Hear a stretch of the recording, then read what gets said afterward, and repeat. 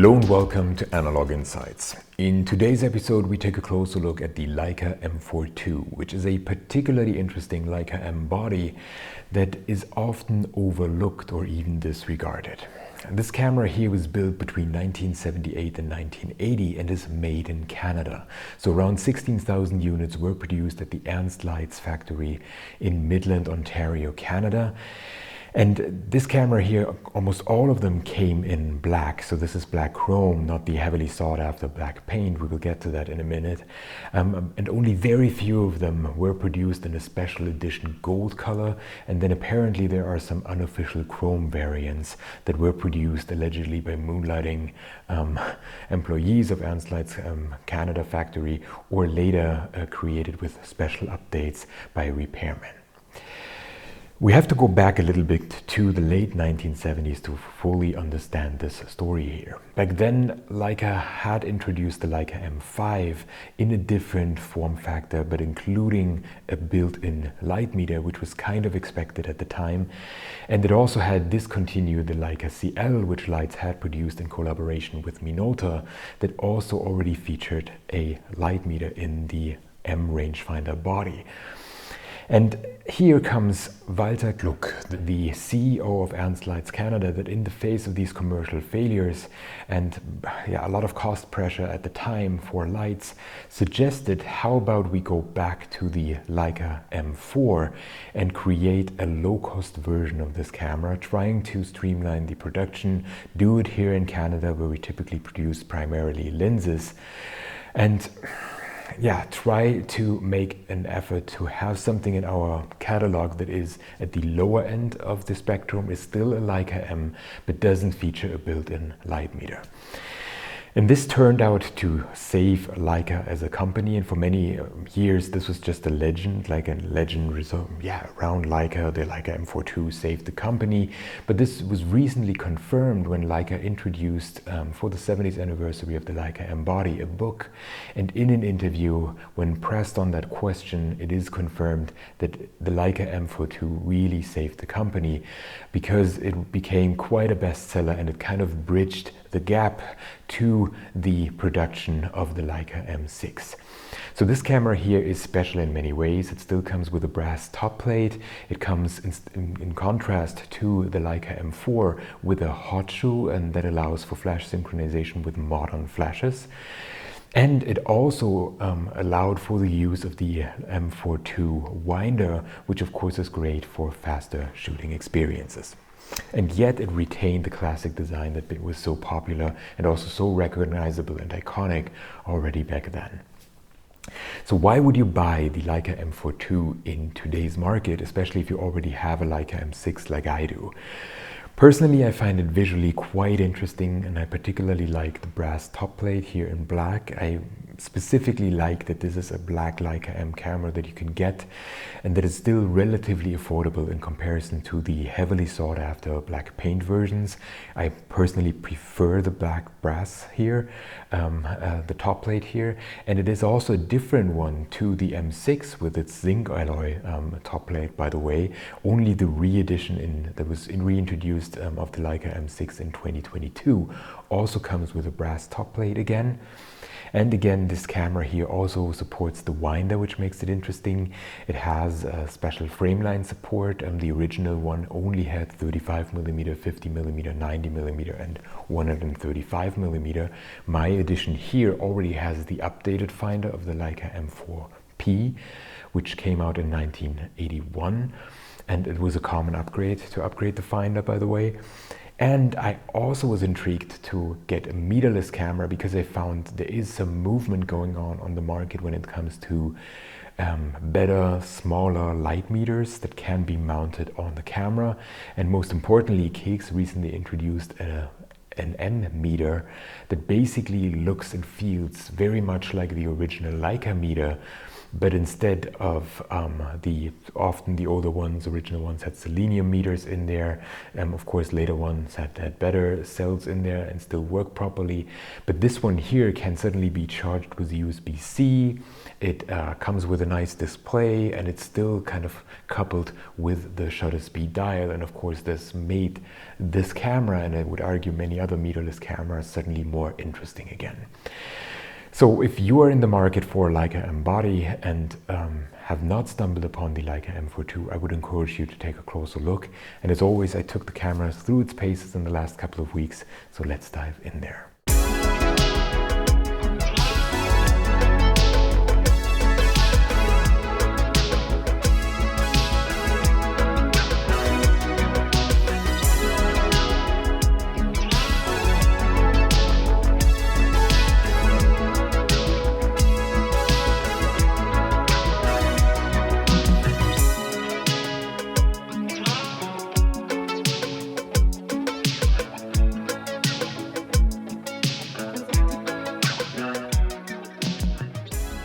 So there are plenty of stories and myths around the Leica M4-2 that I would like to untangle in the course of this video a little bit. Especially purists and collectors argue precisely because the camera was produced in Canada, in Midland, Ontario, in the factory, and not in Wetzlar, Germany, it is of lesser quality. And there is, of course, some truth to that, but if you take a closer look, there are very important nuances here. And I would even go so far and argue that the Leica M6 would not have been possible without this intermediate step of the Leica M4-2 and the new production methods, the cost cutting that was introduced with it.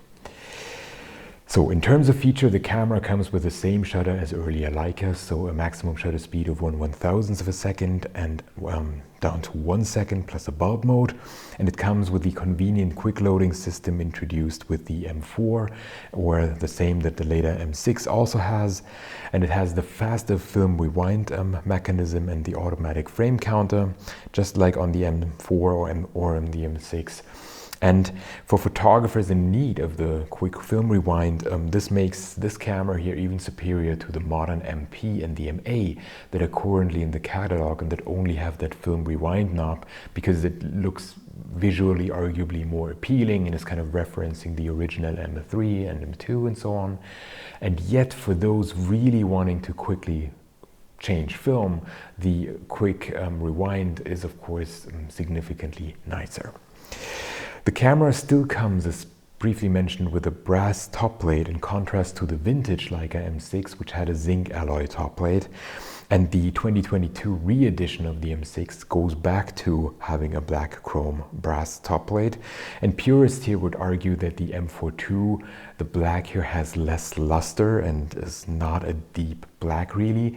And personally, I really like that. Precisely that I like, that it is an interesting black and that it also develops a little bit of an interesting patina over time. Of course, it doesn't brass as a black paint would, but here it is kind of interesting, and it drew me from the start because it has a little bit of a black grayish, dark grayish look that I really like depending on the light.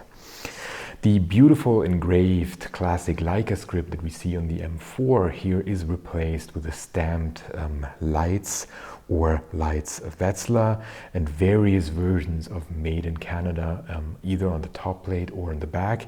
From today's perspective, it's actually surprising that there were so many iterations of a camera that was built for a relatively short time period, and some early versions even come with a red light dot on the front, just like the later Leica M4P that was released in 1981.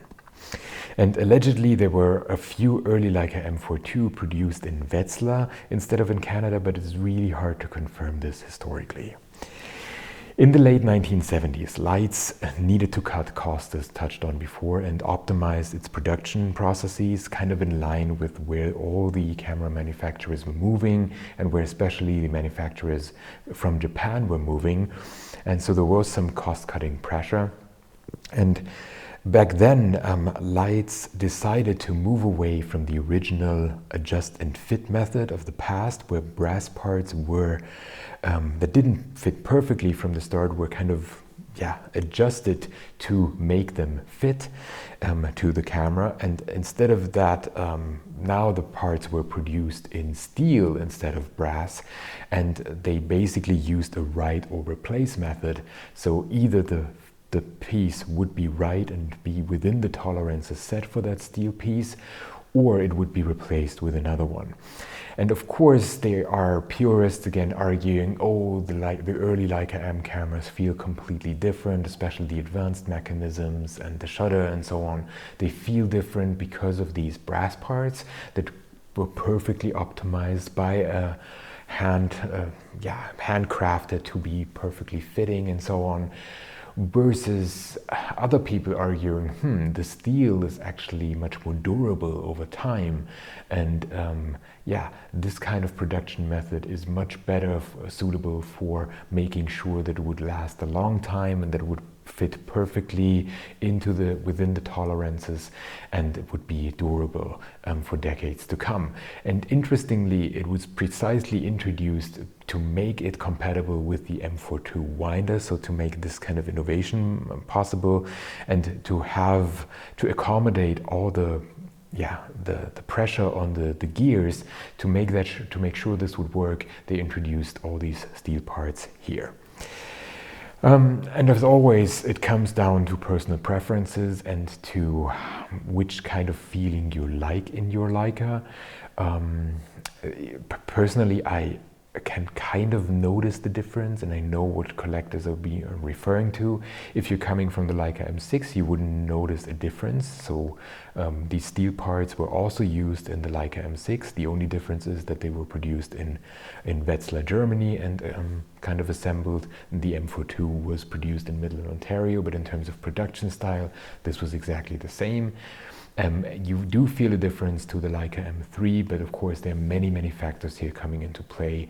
Also the kinds of oils and other things that we used during the production of these original Leica M cameras. Another important factor is that the vulcanite around the body was replaced by somewhat cheaper plastic material. And from today's perspective, I would say this is not so much of an issue, because depending on which camera you buy with the M4-2, this might have been replaced in the meantime. Because if you do a service today with a Leica M, send it to Wetzlar, send it to a typical repairman, you would typically get some nice vulcanite on there, or a nice replacement anyway. And the plasticky versions that were of the original, even those, they don't look particularly bad, and it still feels nice to the touch. But it's, of course, again, for purists, this is important. Then you have the original 0.72 times magnification finder. As briefly touched on, the original finder only had frame lines for 35 millimeter, 50 millimeter, 90 millimeter, and 135 millimeter. So a very nice, rather clean combination. That would mean that if you want to shoot wider lenses than 35 millimeter, you would need to use an additional external viewfinder. In my version, I already have the upgraded finder, which apparently was a common upgrade to, if you would send an M4-2 to service, they would integrate the M4P finder, which already had included the 28 millimeter and 75 millimeter frame lines. And of course, this is quite convenient, because then you can use this finder here also for 28 millimeters. It already covers that one here, so it's very far out at the edges of your viewfinder, but still it's supported. And then you would only need for the 21 millimeter and 24 millimeter or anything wider an additional external viewfinder. The camera has no self-timer on the front, which makes it particularly clean, also in comparison to the original M4, and it already comes with a hot shoe, which means there's flash synchronization for modern flashes, so you can just pop it on and use it, in contrast to the original M4, which had that problem that you would still need a PC connection for your flash. The button to remove the lens is still only in silver, so it has no red dot like on the Leica M6, which I personally like.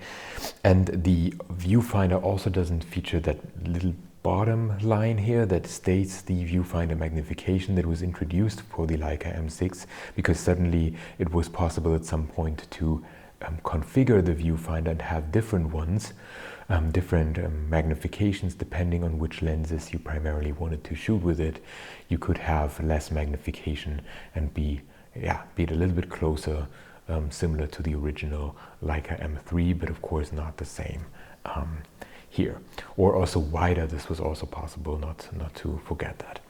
And this here is cleaner because it doesn't mention that little line here. And while the M4-2, as mentioned, was predominantly produced in black finish, there were apparently some unofficial chrome variants, and allegedly, or it is believed, that these were produced by moonlighting employees that kind of used up chrome bodies that were also floating around. I'm not so sure whether this is true. And then, of course, there were some created as improvements by repairmen, maybe because they were asked to do so, because this was what was available. But if you look at the red book here, the official Leica documentation of the factory numbers and so on, you can see that only black versions were created, which from my perspective makes this camera particularly interesting.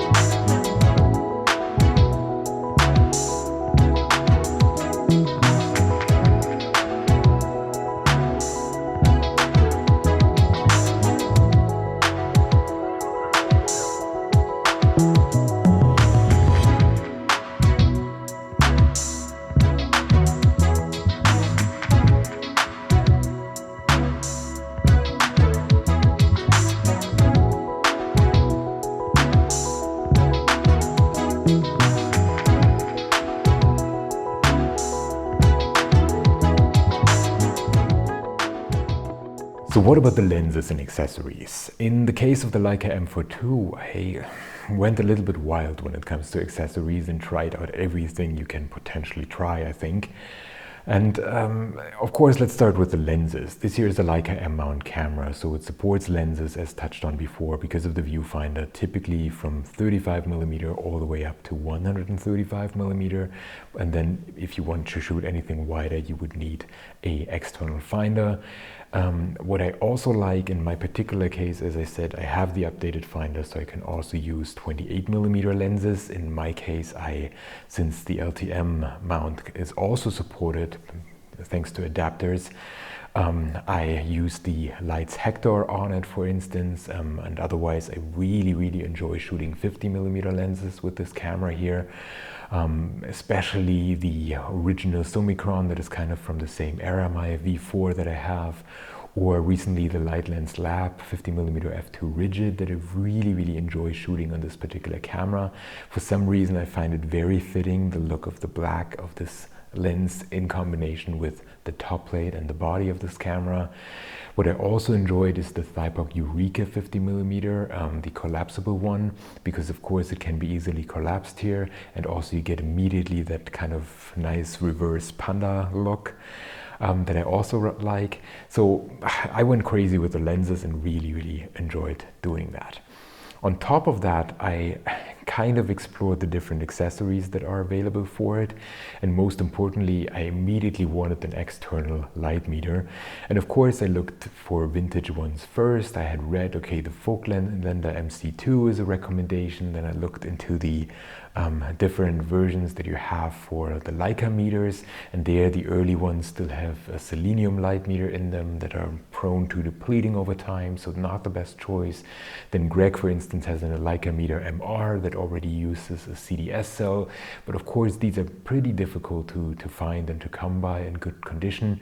And then suddenly there's Kicks introducing the M meter, basically in the same form factor, but coming with a display on top, coming with USB-C charging, which of course is very convenient, and still retaining the beautiful connection to the shutter speed dial here and leaving a little bit of a space between the top plate and the meter to make sure that you're not scratching it when putting the meter on. And that was a true game changer for me, because suddenly all these meterless Leica M cameras are becoming more interesting, because these M meters here are available in all typical colors. So you have black chrome, black paint, and a typical silver chrome color, and I really enjoy using them. They are fairly accurate, they work as they're intended to work, and you can charge them at any time. I personally don't like having an open USB-C charging pot, so I put something in there to kind of protect that a little bit from dirt and dust and so on, but otherwise it's a really nice accessory. Another thing that I'm usually on the fence about soft release buttons, but for this camera here I stumbled upon something on Instagram as always, and that is by Tehusa, a company creating all sorts of high-end accessories, and one of them is what they call an air clicker, basically a soft release button that is machined to the highest standards. In this particular case, it's a matte black titanium soft release button, and that really looks like a piece of art and feels fantastic. And this is coming from someone who's always on the fence when it comes to soft release buttons. I always felt like they're either unnecessary or they're putting my camera and especially the shutter release mechanism in danger if I would ever drop the camera and so on. I had read horrible stories of repairmen in forums and so on. And I always felt like, okay, this is a money-making machine for companies like Leica, just putting on a red dot with a Leica name or something on there. Personally, I didn't like that before, but this one here, I was instantly drawn to it. I felt like, okay, this is a beautiful fit to that particular camera, and it really puts a finishing touch on it, at least from my perspective. Another accessory that I really had to have was the M4-2 winder. Kind of having that M4-2 on the camera and then thinking, okay, there is an M4-2 winder. The OCD Max kind of wanted to have a fitting winder to that camera. I found one from 1983.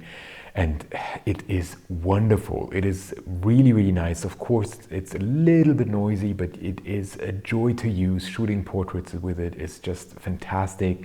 You can immediately feel how it must have felt for somebody in the 1980s to shoot that camera and winder combination.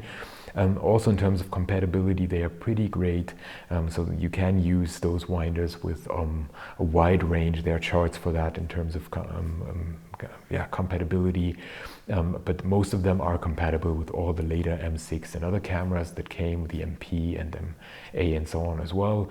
So Leica really made an effort to make them compatible, and they are just really nice to look at. And of course there's also one for the M4P, and then there's just the Leica M winder later on.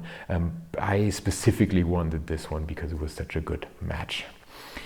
And then to top things off, of course, I originally started with a strap for the camera as well. I got one off eBay, a green kind of cord one, an inexpensive Chinese one that, yeah, did its job. But then I kind of felt, once I had that air clicker, I felt like, I need something that is a bit more refined. And I settled on a new Oberwert strap in Saffiano leather. This is relatively new, a recent addition in the lineup of Oberwert. So the Oberwert Mosel is now available in Saffiano leather. And as a long-term user of their products, I was immediately intrigued by that, and had to have one as well. And if you are familiar with maybe watch straps or nicer bags for carrying a laptop or something like that, you are familiar with Saffiano leather. It has a certain structure that it looks immediately quite refined and beautiful. And personally, I was always hoping for a manufacturer doing camera straps also in that kind of leather, because personally I really like it. My day-to-day office carry business bag is a Saffiano leather as well. And yeah, I jumped at the opportunity to get that one for my camera. And yeah, as I said, for me, this is kind of the finishing touches that you can put on that camera, especially in combination with the air clicker. And then with the KX M meter, it looks like a really nice camera. And to my eyes, at least, all the different black tones fit nicely together. So yeah, in this case, I went wild when it comes to the accessories, but this was important to me. There's one thing I didn't do, or two things I didn't do, but that other people do, and that I found interesting. On the one hand, there are some people using black tape on the Leica M4-2 to kind of cover up the typography. I'm not the kind of person who would do that, put any kind of black tape on the camera, even if it would be possible to remove it afterwards and so on. This is simply not my style. I get why you would do it and why it makes the camera even less obtrusive and kind of even nicer to look at. And then another interesting addition is to exchange the advanced lever that has that little piece of rubber that was introduced with the M4 and then retained later on with the arguably cleaner and more original looking advanced lever of the MA, the modern one. So you can get a black chrome MA one, put that on here, and you basically get a Leica MA as a result of that in terms of features, except for the angled rewind, film rewind crank that I've mentioned before. So these are the last additions that you could do. Otherwise, yeah, a really beautiful camera that is just what you would expect from it.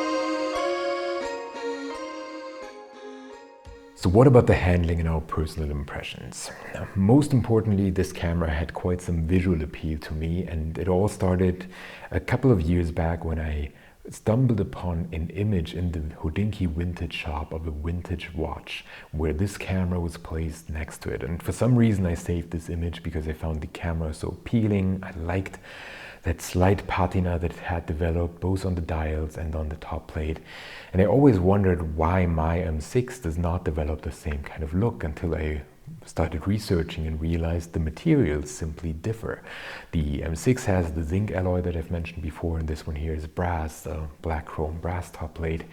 And of course that developed a different look over time, and personally I was really drawn to that.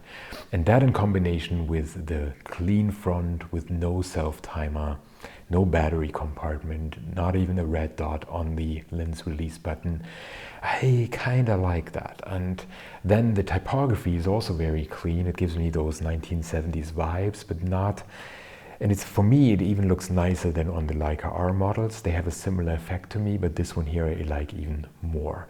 And I was a little bit concerned about the top plate Leitz stamp on here, that would look a little bit cheap or something like that, but it didn't at all.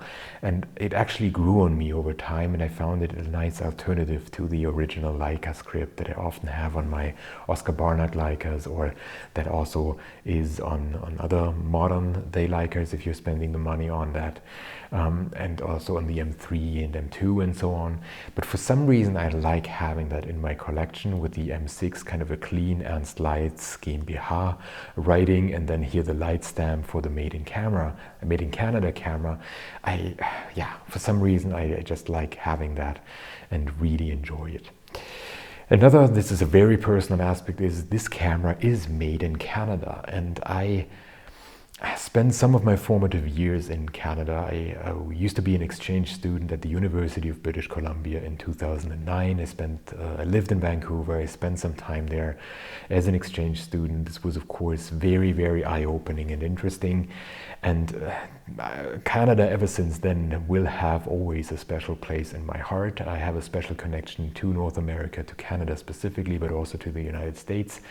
As somebody who studied the United States during my studies, and this camera always reminds me of my time in Canada, and also in the Leica history, also of this importance of the Ernst Leitz factory when it comes to the Mandler lenses and so on. This is a special piece for me, and as a camera that helped save Leica, it also has some historical significance, and I just wanted to own one here as a collector as well. So both as a user and a collector, I really enjoy shooting it, and I've touched on that before.